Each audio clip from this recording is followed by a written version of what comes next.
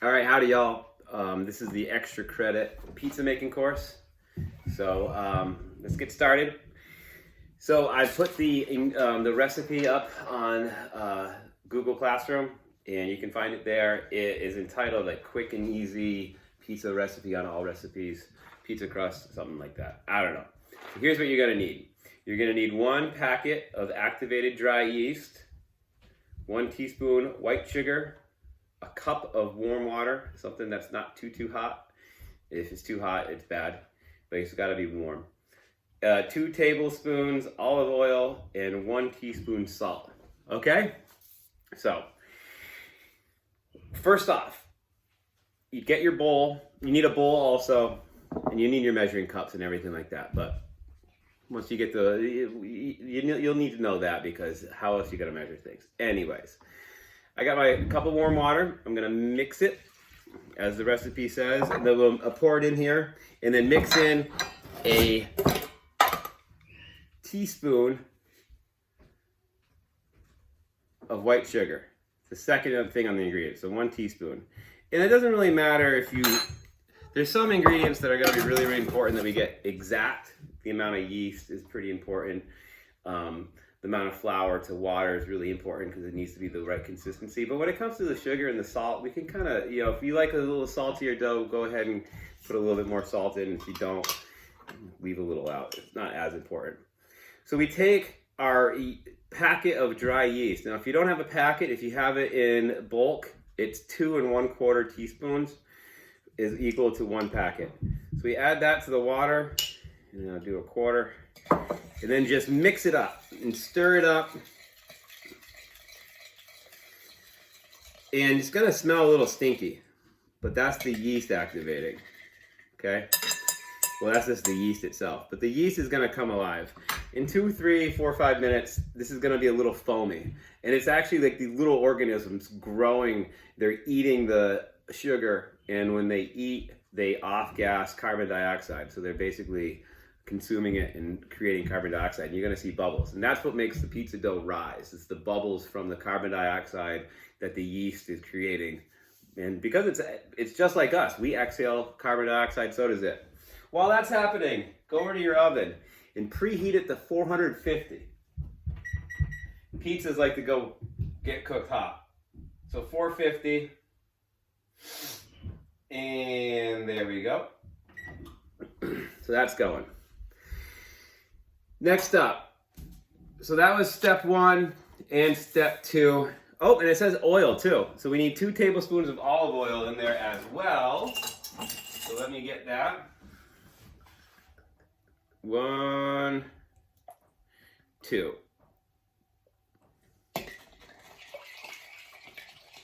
And stir it up.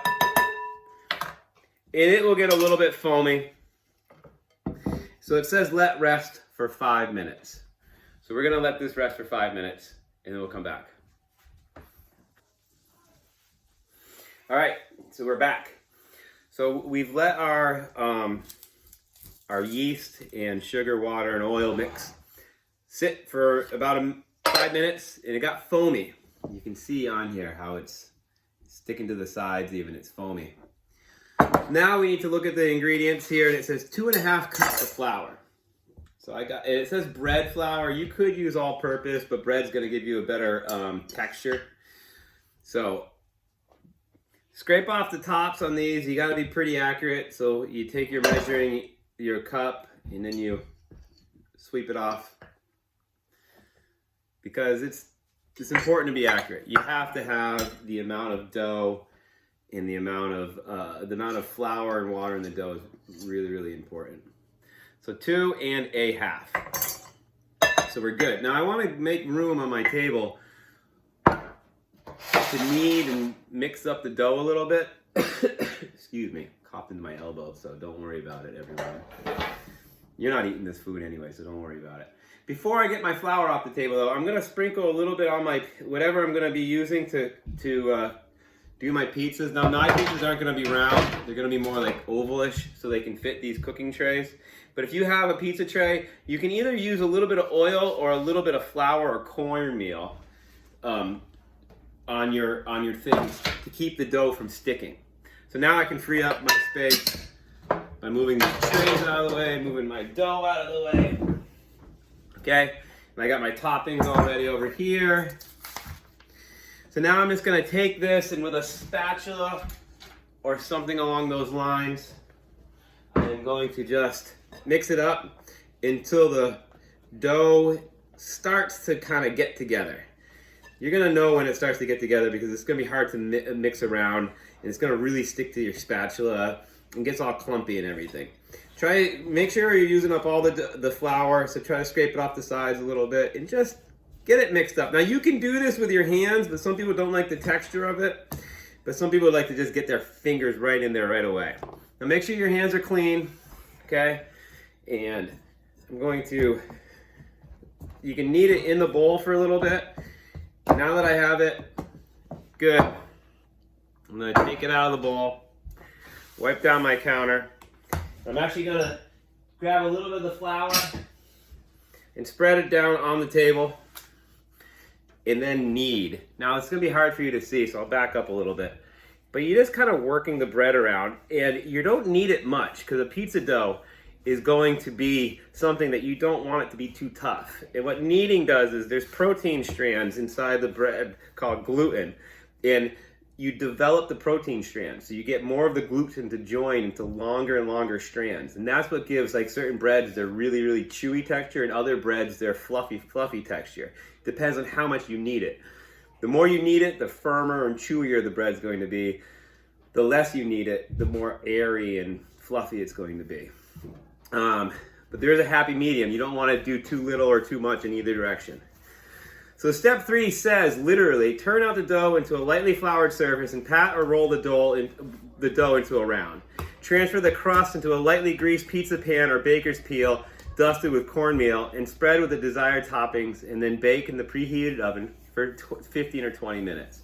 So they didn't even say that you had to even knead it around, but you gotta at least get the ingredients that we have in there all mixed up, okay?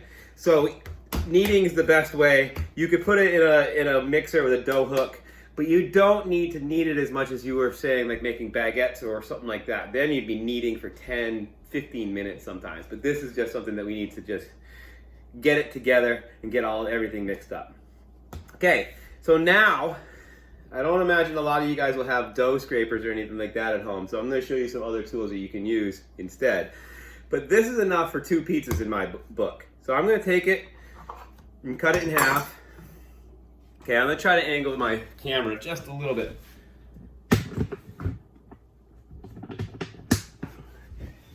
Okay, cut it in half, and I'm going to put a little flour down, and I'm going to flatten it out with my hands. Now you can do the fancy rolly, flippy thing to get the centrifugal force to make it round, but that can get messy. It can be a little bit silly if you've never done it before. It can very quickly kind of get out of hand. So what I like to do is I just grab a nice little rolling pin. Now most people who have ever baked anything will have a rolling pin somewhere in their house. If you don't, you can use a shiny glass bottle. For example, a wine bottle, if there's one around in your house, or even a soda bottle, or if you have a glass water bottle that you bring back and forth to the gym or whatever. So I don't ever care about the shape. Some people want perfectly round. I don't care. What I care about is all a consistent thickness. My kids would probably care. I probably should care for their sake. But I want something that will fit in my pan and all be about the same consistent thickness. I like a thinner pizza crust, so we're going with something a little thinner, more like a 3/8 of an inch or a 1/4 of an inch. So this is a little dicey, but you got to get it off the table and then just lay it flat into one of the pans. So I laid it flat in one of the pans. I'll put this off to the side, over here. And then I repeat that process with this one. So again, I always do flatten it out mostly. You know what, for you guys, since you've been such a great class this semester, I'll see if I can get this one round. All right, I'll try to work it round. Wait, I can't though, because it won't fit in my pan. Yeah, I can't go round. I gotta go oblong. I have a rectangular pan. I like to flip it around too, get it from both sides so you can.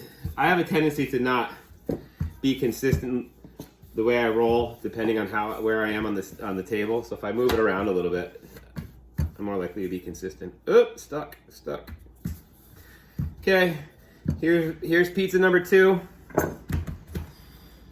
Pick that up. All right. Now you don't have to stare at my stomach the rest of the time. All right, so next up, all we do is we put toppings on, okay? Put it right here so you can kind of see it. First topping, always gonna be your sauce. I don't like a lot of red sauce, neither do the kids. We usually do an olive oil and garlic sauce. Ooh, look at that. That was our oven saying it was ready to be used because it's warmed up enough. So I got my garlic and olive oil sauce here. So I'm just gonna kind of spoon it on. It's very liquid, so it's easy to get on. This pizza is gonna be for my kids, so I'm gonna try not to get all of the pieces of garlic, more just the buttery, oily stuff on there. Same with this down here. My other pizza's down here.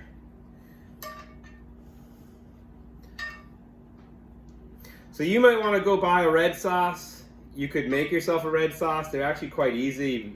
You don't need much besides like a few spices like garlic and maybe some onion powder and a little bit of basil and just some fresh tomatoes or canned tomatoes.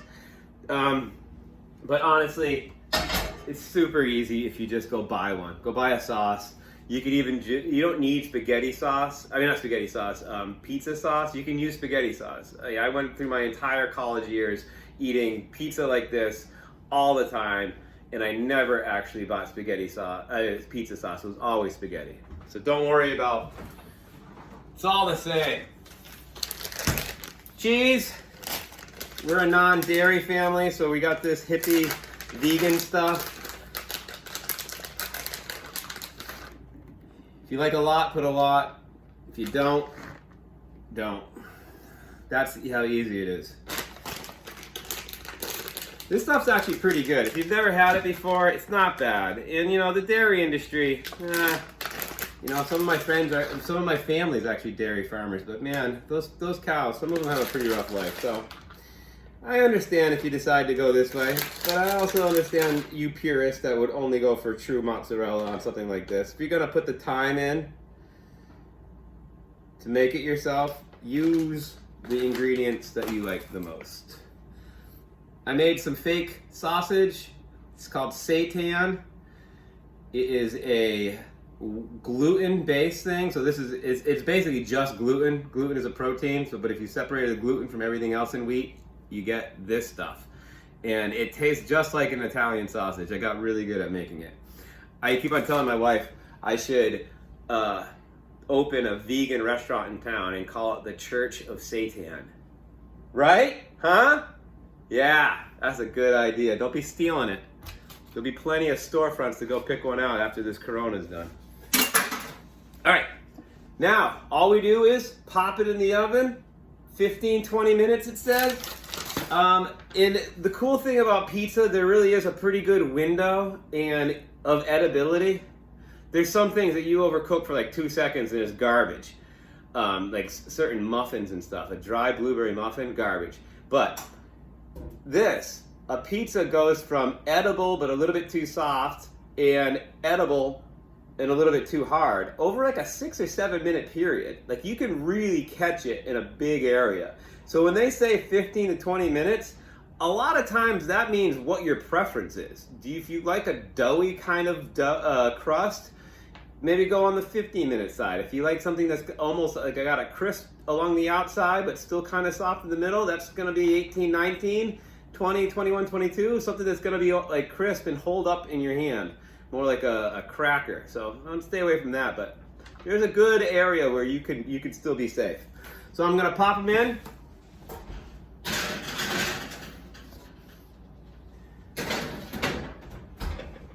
And set a timer. You can set one on your phone or whatever, but do set a timer. And set it for the low end. Always set it for the low end and check.